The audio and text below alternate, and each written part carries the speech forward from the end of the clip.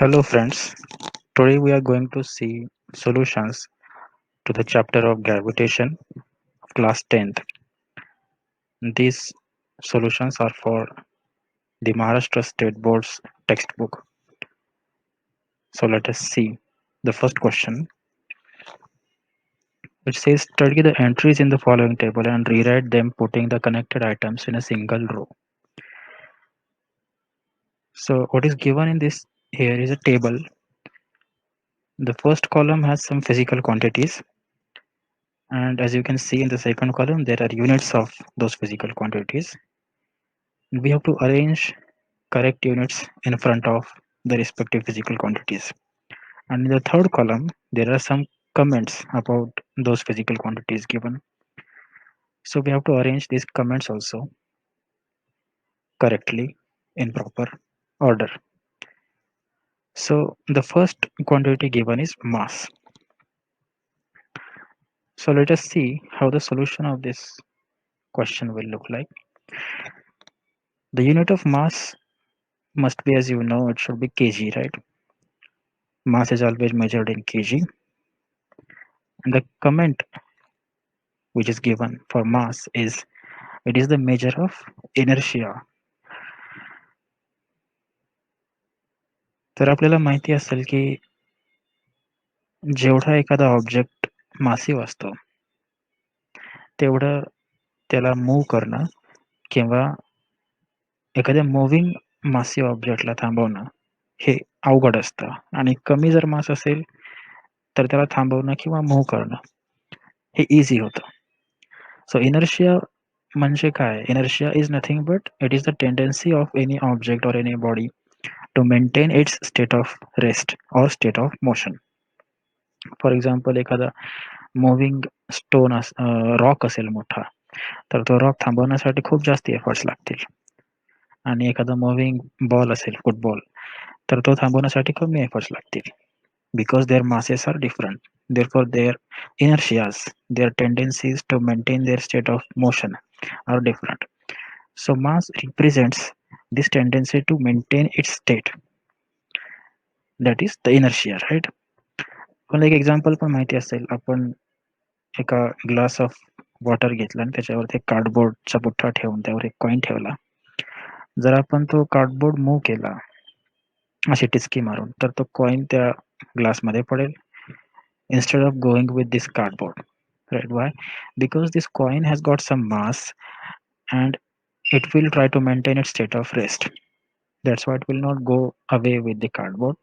It will stay at rest, and as the cardboard moves then the coin will fall down because of gravitational force. बरोबर. तर हे कशामुळे झालं? This is because of the inertia of this coin. And inertia is nothing but it is indication of mass, how much mass is, right? आता second entry जी आहे ती आहे weight. Weight and mass are different.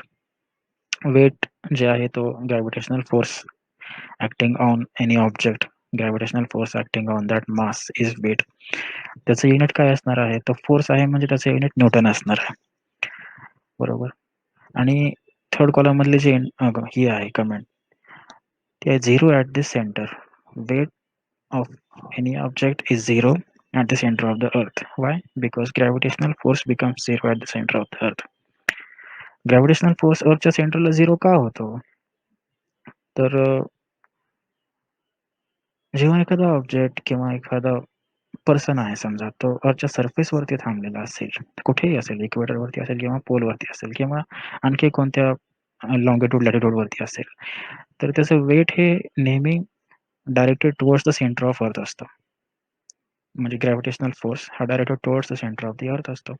आता हा person जर centre of अर्थला गेला तर त्याचं वेट हे झिरो होतं. का झिरो होतं? कारण अर्थचं मास हे त्या पर्सनच्या अराउंड इक्वली डिस्ट्रीब्युटेड आहे in all the directions. That's why mass of earth is going to attract mass of this person in all the directions equally.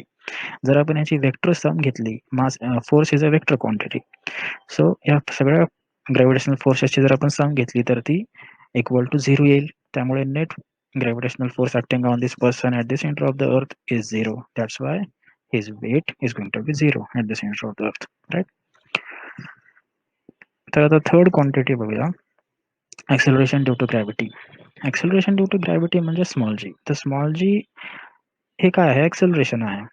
According to Newton's second law, every force produces some acceleration in any object, and acceleration produced by gravitational force is called as acceleration due to gravity. आता हे acceleration आहे म्हणून त्याचं unit metre per second square असणार आहे. त्याच्याबद्दल जी comment दिलेली आहे ती, it depends on height above the earth surface, right? तर आपल्याला माहिती असेल, अर्थच्या सरफेसच्या वर आपण जर गेलो तर acceleration due to gravityची व्हॅल्यू ही कमी कमी होत जाते, आणि अर्थच्या सरफेसच्या खाली जर आपण गेलो म्हणजे अर्थच्या मध्ये, तरी सुद्धा acceleration due to ग्रॅव्हिटीची व्हॅल्यू कमी कमीच होत जाते. म्हणजे acceleration due to ग्रॅव्हिटीची व्हॅल्यू ही मॅक्झिमम आहे अर्थच्या सरफेसवरती, right? So it depends on height and it will go on decreasing, right? Acceleration due to gravity. Fourth G term दिलेली आहे ती ग्रॅव्हिटेशनल कॉन्स्टंट आहे. ग्रॅव्हिटेशनल कॉन्स्टंट ही टर्म आपल्याला पहिल्यांदा न्यूटन्स लॉ ऑफ ग्रॅव्हिटेशन मध्ये इंट्रोड्यूस होते, पहिल्यांदा बघायला मिळते. आणि हा जो फॉर्म्युला आहे that is nothing but Newton's law of gravitation's mathematical expression. Fg is equal to capital G into m1 m2 upon r square. आता ह्याच्यामध्ये कॅपिटल G हा ग्रॅव्हिटेशनल कॉन्स्टंट आहे. याचं unit newton metre square per KG square असणार आहे. कसं निघतं? या फॉर्म्युल्यावरून आपल्याला युनिट काढता येईल. फक्त कॅपिटल G राईट हँड साईडला ठेवा आणि ह्या तीन टर्म ज्या आहेत ह्या लेफ्ट हँड साईडला घेऊन जा. तर काय होईल? Fg into r square divide by m1 m2 is equal to G. आता सगळ्यांची युनिट्स ठेवा, मग आपल्याला कॅपिटल Gचं युनिट मिळेल. Fgचं युनिट असणार आहे newton, it is force, newton unit आहे, इंटू आर स्क्वेअर, आर स्क्वेअरचं युनिट आहे metre square, divide by m1 into m2 kg into kg म्हणजे kg स्क्वेअर. तर newton metre square per kg square हे unit आलं capital Gचं. त्याची comment काय आहे? Same in the entire universe. Gravitational constant is same in entire universe. हा gravitational constant कुठून येतो? तर ग्रॅव्हिटेशनल कॉन्स्टंट हा जो न्यूटन्स लॉ ऑफ ग्रॅव्हिटेशन आहे, न्यूटन्स लॉ ऑफ ग्रॅव्हिटेशन काय आहे? Fg is directly proportional to m1 m2 upon r square. आता प्रपोर्शनॅलिटी मध्ये आपण जेव्हा एखादा व्हेरिएबल दुसऱ्या व्हेरिएबलला प्रपोर्शनल लिहितो तेव्हा पुढे त्याला कसं रिप्रेझेंट करतो? प्रपोर्शनॅलिटी साइन काढतो आणि इक्वल टू आणि एक प्रपोर्शनॅलिटी कॉन्स्टंट लिहितो. तसं हा एक प्रपोर्शनॅलिटी कॉन्स्टंट आलेला आहे इथं. म्हणजे हा मॅथमॅटिकल कॉन्स्टंट आहे, ह्याचं कोणत्याही फिजिकल क्वांटिटीशी काही रिलेशन नाही आहे. त्यामुळे ह्याची व्हॅल्यू ही it is always going to be fixed, that is constant. It will not depend on any other physical quantity or any place, right? आणि ह्याची व्हॅल्यू किती असते कॅपिटल Gची? 6.67 into 10 the power minus 11 newton metre square per KG square. 6.67 into 10 the power minus 11. So this is all about gravitational constant. आता हे capital G आणि हे small g, बरोबर? या दोघांमध्ये फरक आहे बघा. ॲक्सेलरेशन जे आहे ते metre per second square unit आहे, ते नॉर्मल ॲक्सेलरेशनच आहे, पण स्पेसिफिकली ग्रॅव्हिटेशनल फोर्समुळे येणारं ॲक्सेलरेशन असल्यामुळे त्याला एक नाव दिलं ॲक्सेलरेशन ड्यू टू ग्रॅव्हिटी, आणि एक सिम्बॉल दिला स्मॉल g. आणि कॅपिटल G जे आहे ते काय आहे? ते कॉन्स्टंट आहे, बरोबर? त्याची व्हॅल्यू एंटायर युनिवर्समध्ये फिक्स्ड आहे. आणि स्मॉल g ची व्हॅल्यू एंटायर युनिवर्समध्ये फिक्स्ड नाही आहे, संपूर्ण युनिवर्समध्ये फिक्स नाही आहे. अर्थवरती ती आपण कॉन्स्टंट घेतो, अर्थवरती सुद्धा ती स्लाइटली व्हॅरी करते, थोड्याशा प्रमाणात व्हॅरी करते. म्हणजे इक्वेटरवरती गेलात तर थोडीशी वेगळी व्हॅल्यू असेल, पोलवरती आलात तर थोडीशी वेगळी व्हॅल्यू असेल. आणि माहिती असायला पाहिजे आपल्याला, इक्वेटरवरती स्मॉल g ची व्हॅल्यू ही कमी आहे आणि पोलवरती स्मॉल g ची व्हॅल्यू थोडीशी जास्ती आहे. त्याचे रिझन्स वगैरे आपल्याला बघता येतील. ओके, तर this is all about the first question. Now let us move to the second question.